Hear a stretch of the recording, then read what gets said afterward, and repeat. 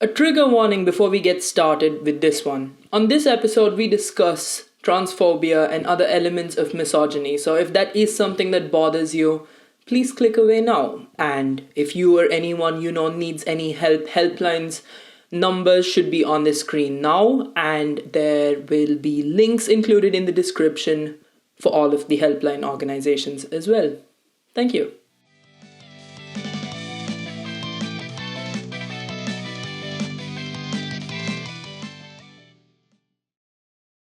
The Olympics this year has delivered some truly compelling moments for various athletes who've set out to make their nations proud in whatever sport that might be. But a dark cloud hangs over it this year after a controversy regarding Algerian boxer Imane Khaleif. She beat Italian boxer Angela Carini in under a minute. These 46 seconds then led to the culmination of a culture war that's been years in the making. And bad faith actors did what they usually do and spread hate. But this isn't just the story of Miss Khelif. Many other female competitors have been victims to such attacks. India's first openly gay sprinter, Duti Chand, American rugby player Ilona Meha, American swimmer Katie Ledecky, and Taiwanese boxer Lin Yu Ting. More concerningly though, it isn't the usual anonymous keyboard warriors who came out swinging and said what they usually say, but the more prominent keyboard warriors who had their 5 seconds of glory. Author J.K. Rowling, Italian Prime Minister Giorgia Meloni, and former ITV presenter Piers Morgan, just to name a few, all weighed in with their misinformed opinions. We'll talk about all of that and more with today's guest, Jane Fay, who's a journalist, activist, and author. She's the director of Transactual, an organization that raises awareness and campaigns on behalf of trans people in the UK. She's also chair of Trans Media Watch, a charity that aims to interrogate and improve the media's portrayal of trans and intersex individuals. Thank you so much for doing this. I really appreciate your time. But yeah, I will just jump right into the questions, I guess. So basically, I'm sort of focusing on the outrage that came about after the, horrendous treatment of Miss Khelif after her victory in the Olympic boxing bout. And I guess I just wanted to start by asking you, there's a long list of critics of Miss Khelif, including J.K. Rowling, Piers Morgan, former President Donald Trump, his vice president for, the next term, should he win, J.D. Vance. All of these people seem to have I should also add the Prime Minister of Italy, Giorgia Meloni, all who seem to have pretty strong opinions on the matter. Do you see a common thread there?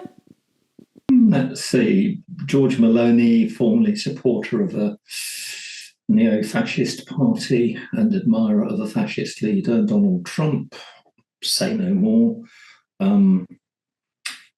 I've lost track of some voices, but almost everyone you have mentioned there seems to be a far-right or politician or a far-right fellow traveller. And the case ticks so many boxes. If you'd like, I'll just sort of drop into an overview. This is a difficult case in one sense because it is totally intersectional. It's racist, it's Islamophobic, it is sexist, misogynist. It's erasing of intersex people, and it's also sort of incidentally transphobic. And the funny thing about that, so the intersections, they're always there in the Olympics, because if you look at the Olympics as being something about revealing the best people in certain sports, you have to have a lot of questions. Really, it is an activity and a display that centres whiteness and indeed centres maleness in its origins, well, not its Greek origins, they're lost in the mist of time, but in its recent origins in the late 19th century, early 20th century. It was brought back as something for men to do. The founder of the modern Olympic Games did not want women to play at all. So to begin with, there was virtually no women. And then when they were brought in, it was to do nice, feminine stuff. show off their effeminacy and how pretty they were. That's changed over time. What has sort of happened since, I guess, the late 60s is a growing impact of Black and athletes and people of colour who are athletes. And we see this, I see this as Transactual, because I'm a director of Transactual and I'm also chair of Transmedia Watch. We see this in the sense that there's all the fuss about Caster Semenya. There has been fuss about an athlete called Dutee Chand. There's been a whole string of fusses about almost exclusively Black athletes. Mm-hmm. And the claim is that they are not feminine enough. And then what the International Olympics Committee has done in order to create a framework, because they can't just randomly say, oh, we don't like the way you look, they've got to come up with a framework. They've started mucking around, sort of saying about, well, if you have an XY chromosome, or if you have elevated testosterone levels, and they then say things like this is unfair, which is weird, because my understanding is that almost every significant performer at Olympic level has some sort of genetic advantage. There is the case of whatever his name is, Mark, somebody rather. I'm not a great sports fan, but there's some swimmer who's got some mutation which I think means they can breathe underwater or something. I exaggerate, but it's they have a genetic advantage, and that does raise a big question, like what's the Olympics for? If it's there, as the founders, the modern founders said, it's not for winning, it's for taking part, then why does this matter at all? But it is clear that internationally, the big nations, Russia, America, and so on, are obsessed not just with taking part, but with winning and topping the medals table. So it's clearly not a neutral space politically. And you get right-wing commentators, yes, Piers Morgan's in your list, who like to sort of draw the Olympics as some sort of neutral space, because very often what the right wing sees as neutral space is just space that endorses pre-existing majoritarian culture advantage. So there's always been this fuss about women who mostly happen to be Black not looking feminine enough. And the IOC has sort of given that a scientific grounding. And then, because the last Olympics, it was so much the anti-trans keep sort of saying, oh, it's either unfair to have a trans woman playing, or it's dangerous to have a trans woman playing. And the IOC has pretty much eradicated trans women from the Olympics. So what the anti-trans have done, which makes this a ridiculous furore, is they're going around looking at athletes and saying they look trans. And of course, as we all know, barring somebody publishing some evidence to the contrary, Imane Khaleif is a cis woman, not intersex, not trans, etc. I mean, yeah, and you raised an important point there, especially with Dutee Chand, India's first openly gay sprinter. It's interesting that, there's a lot of statistics about how this Olympics is by far the most diverse in terms of the number of LGBTQ athletes and how they're so proud of that.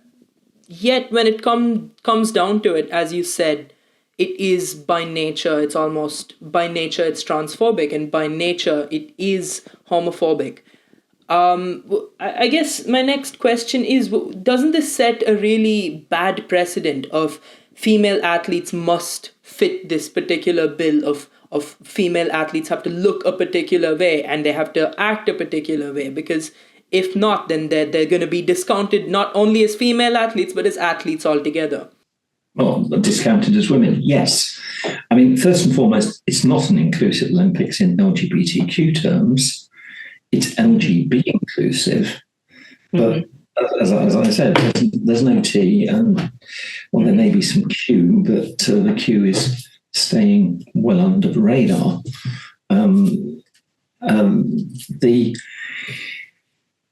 The issue for women is simply this, that the anti-trans keep trying to come up with a neat dichotomy in which they say gender is subjective, sex is objective. Then they come up with some criteria for what counts as sex or what defines you sex-wise. And they keep shifting the grounds. I mean, at one point, it was all about penis and vagina. If you want to be a man, you have to have a penis. Or if you have a penis, you are a man. I'm not quite sure which way around that works. And if you have a vagina, you're a woman, or vice versa. I'm slightly joking about that, but it does matter which way around that works. Whether it's women are defined by having a vagina or people with vaginas are women. But either way, they started out by trying to fix womanhood into very narrow biological categories and state that these were objective and not subjective. And now what they have done very clearly is they've walked that back, because they are now quite clearly saying that you can be a man and have a vagina and be able to give birth, which is a weird one, frankly, because they've gone on chromosomes now. They keep changing it.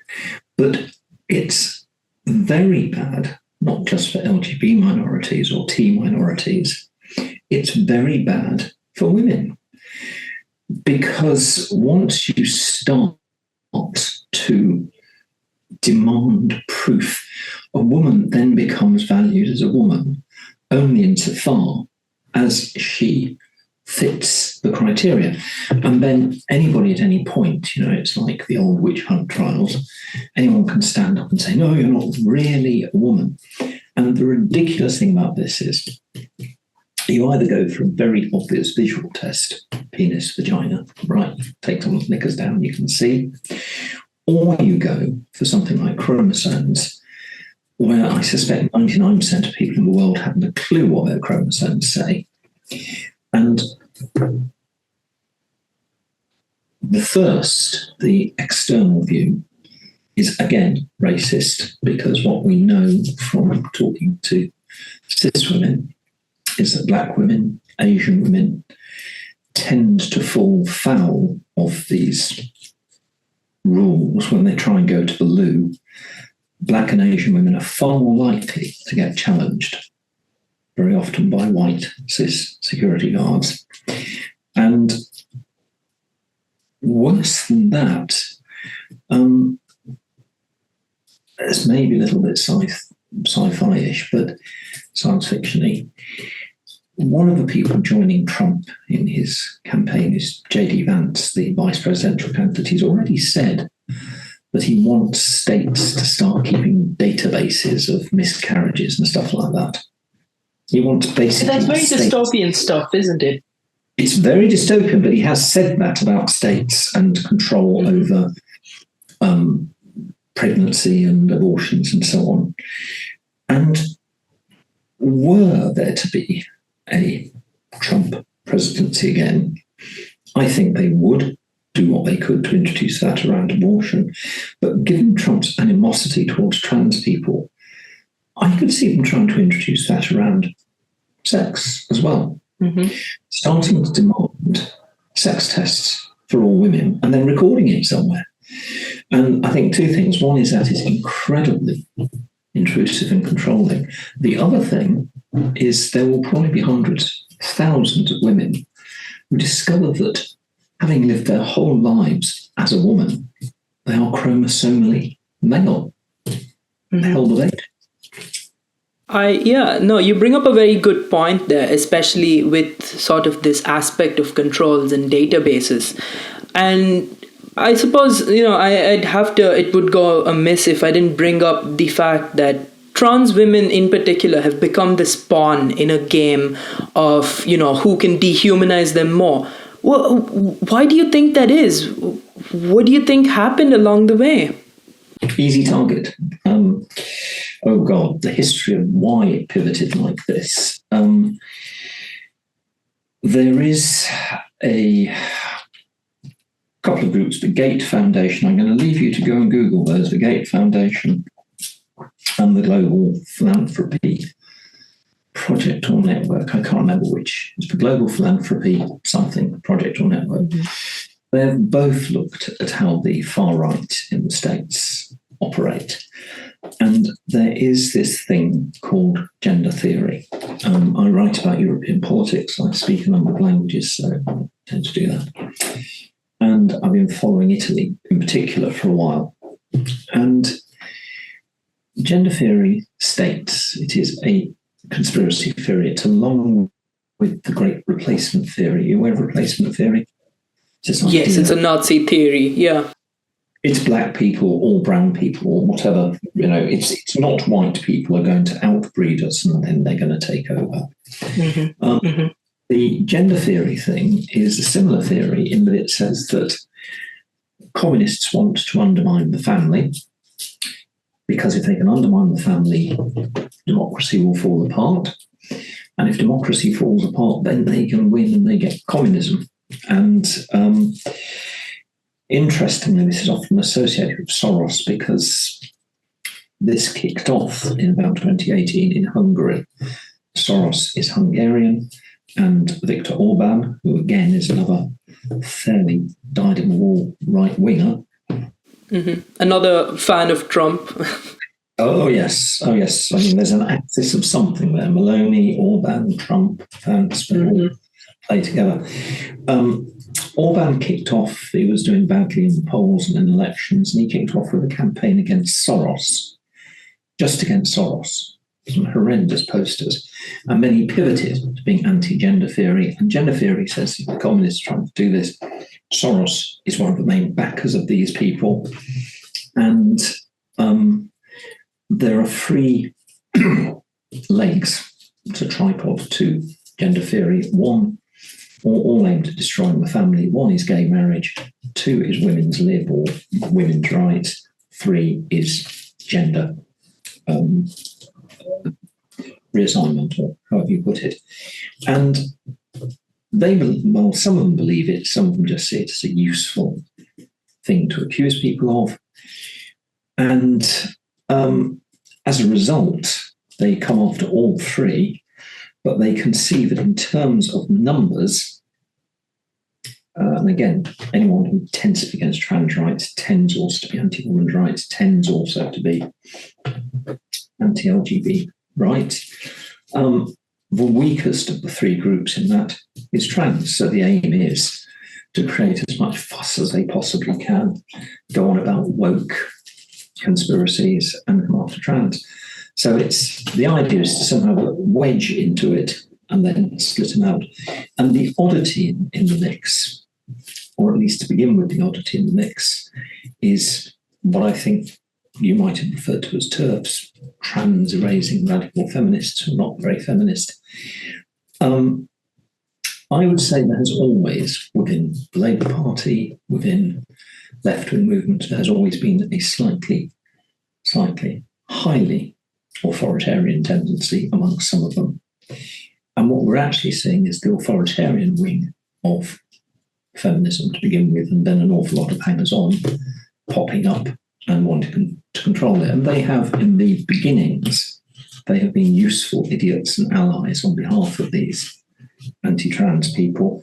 Now, increasingly, they're falling by the wayside. And the only reason I think you still see this associated with women and feminism is there's one or two prominent people, including J.K. Rowling, who are waging an anti-trans campaign, but increasingly it's going back to where it always was, which is on the far right and amongst Christian evangelists. Yeah, and you made an interesting point earlier about what's next. Is it going to be databases? Is it going to be physical checks? And that brings up this issue of transvestigating. That's a scary issue. At what point are you going to start checking people's, genitals and confirming what gender they were assigned at birth? And again, what do you think? It goes full circle. I mean, apart from anything else, there was one this morning. How can I get this one straight? There's somebody this morning, I see on Twitter, where the transvestigators had decided that they were born female, had been forcibly transitioned to male, and then they transitioned back to female. And you think, oh, for God's sake, this is just this is people who have watched the X-Files and then decided that it's going on at the bottom of their garden. Where does it stop? It leads to violence against women. Clearly, that's what it does. Which was a supposed priority of the incoming government in the UK. Well, by and large, the government is better than the last one. I mean, we shall yet to see how it pans out. But yes, but the other problem with these transvestigators, apart from them stirring stuff up and getting things woefully wrong. Now, I'm going to push this back to you. You might do some research. When I was writing about this, I said that it seems to have its origin in the birther controversy, which is Trump, I think it was as far back as 2008, I may have my date slightly wrong, was claiming that Obama could not stand for president because Obama was really a Kenyan citizen. Mm-hmm. And then Trump was demanding, and again, this same thing, Trump was demanding to see Obama's birth certificate. And in the end, because Obama was getting fed up with this, he showed, I think, a short version of the birth certificate, and then that wasn't good enough. And then he showed a full version of the birth certificate, and that wasn't good enough. And what this really is, it's not about evidence or proving anything.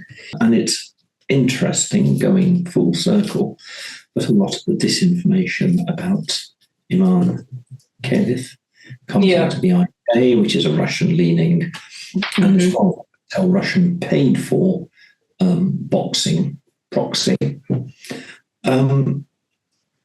So on the one hand, definitely the far right have got a hand in this. Also Russia. And what seems to be common, whether it is Trump saying you're not really an American, or whether it is these anti-trans people saying you're not really a woman, is people who, I don't know if they believe it or if they're just using it as rhetoric. Again, I think it's mixed. Some do some. Which is scarier? Is it the fact that they actually believe it? Would that be scarier? Or is it the fact that they're just using it as rhetoric? I don't know. I think it's a mixture. Some probably believe, some just don't care. But they see it as a way of drumming up support. But either way, it is a sort of reflex according to which you instantly believe the worst possible narrative put out on social media. You propagate that narrative, you act on the basis of that narrative. You're then presented with countervailing evidence, but you refuse to believe it, and you just carry on, you go deeper and deeper. I mean, part of that may be a breakdown in hierarchical news outlets, or the sort of hierarchy of, yes, we trust the BBC and we trust the Sun less, whereas nowadays I think a lot of people don't trust anyone. But I don't know, there is that pattern. And again, coming all the way around, so Obama, it turns out, was not really American, was really a Kenyan and probably a Muslim to boot. His wife, Michelle Obama, according to the transvestigators, was a man. You've seen that one. Oh, yeah. And that also ties into the fact that the Williams sisters were often also, considered to be men at the height of their careers. And just before you go on there, I guess just to close that loop. What's happening today? Trump is trying to sort of say, well, I didn't know that Kamala is black. Exactly. I was going to bring exactly that up, and how he now is exactly, about is she Indian? Is she black? I suppose my question to that would be, does it matter? Does it matter whether she's Indian? Does it matter whether she's black? It does it matter, but the only way it could matter, let us say, is if somebody was a career politician and they'd sort of gone along with majority. Peter Tatchell used to have a line on this about sort of gay politicians who basically stayed in stealth, pushed anti-gay measures, and then late in life came out and expected to be protected by the community or whatever. And I can see there's something there, but that would be for Black and Indian communities to take up with Kamala or Kamala. I never get this right. To sort of say, well, you haven't stood up for us. You're now trying to abuse your blackness. It's odd for Trump to be trying to police that. It's and I don't think he's trying to abuse her status either. I think that is purely Trump invention. I mean, definitely. And, further to that, what you just said was J.D. Vance, who went out and was talking about his wife, who happens to be Indian, and in a very roundabout way said something while addressing, white supremacists, where said something along the lines of, well, I married her, but even though she's Indian, or but she's Indians. And that was, as someone who is from India, I found that nauseating and B, just downright disgusting.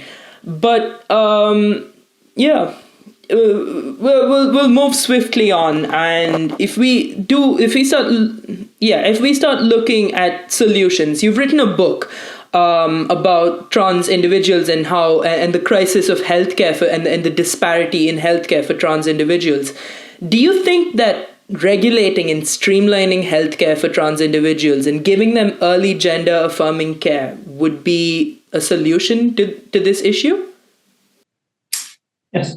I mean, first of all, let's be clear, gender-affirming care, affirming before you're sort of 11 or 12 is little more than social transition. It's letting people do things with their hair, change their name, perhaps, maybe even change their clothing, and a little bit about who they mix with socially. That's all it is.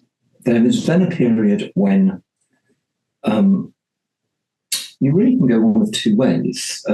You stop your puberty, and then when you are considered old enough to do so, you start on cross-sex hormones, or you carry on with your natural, your biological puberty, however you want to describe it.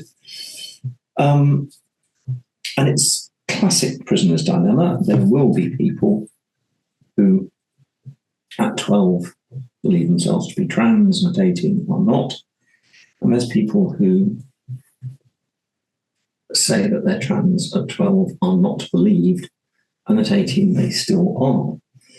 The problem is that what the figures do seem to support, even though the Cass review kicked out most of the figures do seem to support that the proportion of people who say they're trans and then aren't once you come to 18 is very, very small, the order of 1 or 2%.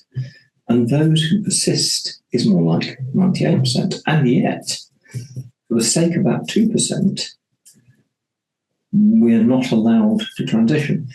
And there was a horrendous piece in The Guardian at the weekend. Someone said, doctors should understand that their first duty is first do no harm. If you are trans, puberty is harm. It's not just harm, but it is also lifetime exclusion. I don't make massive efforts with my voice, particularly as I'm getting old. And anyway, old ladies, we tend to have slightly raspy voices anyway.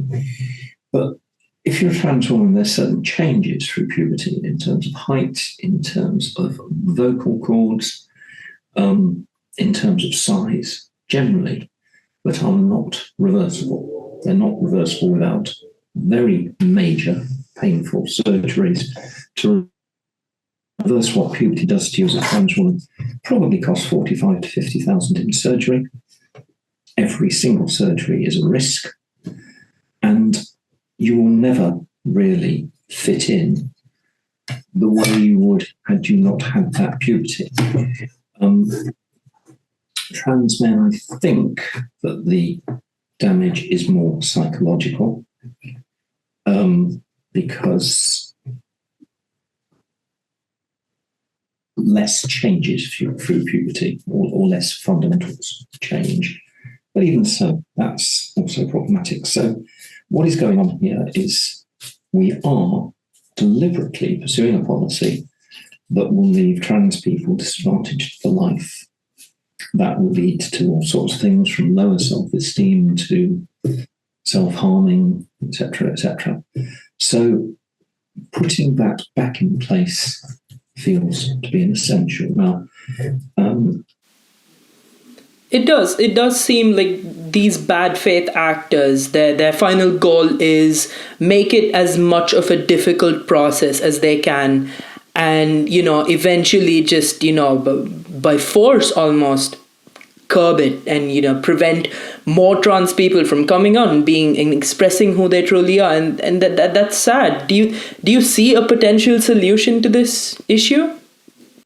no, I mean, no, in the same way I don't see it. It is the same sort of disinformation. It began bizarrely with Emily Maitlis and the BBC. There was a programme in 2017, and I was, as part of Transmedia Watch, we complained about this at the time. Emily Maitlis put out a tweet, and I think she said in the on-air run-up to the programme, the big question everyone is asking is whether we should be performing surgery on, I think it was primary school children. Now that's bollocks. It never, ever happened. There was some question back in the noughties as to the age limits, but certainly by 2017, the very idea of doing surgery on a primary school kid wasn't there. Now, then I go online and I get assailed by some of these people. It's the same old disinformation thing. They're going, oh, you perverts, you want to castrate 5-year-olds and stuff like that. I don't know what you do. There are people who now believe that kids are trans and they are physically interfered with at the age of 5. It doesn't. It's sort of. It doesn't make sense. And I don't know how you can defeat that other than through education. And of course, we've been cutting back on that. Well, that was a very insightful conversation. And what can I say except let's hope that things change for the better. But until then, you can follow Jane on all of her socials and on her blog, all of which will be linked down below. You can also buy her book, Transition Denied, Confronting the Crisis in Trans Healthcare. Links to all of those will be in the description below. Want to keep up with more of my chats with other experts? Follow me and you'll be able to do just that. Bye-bye.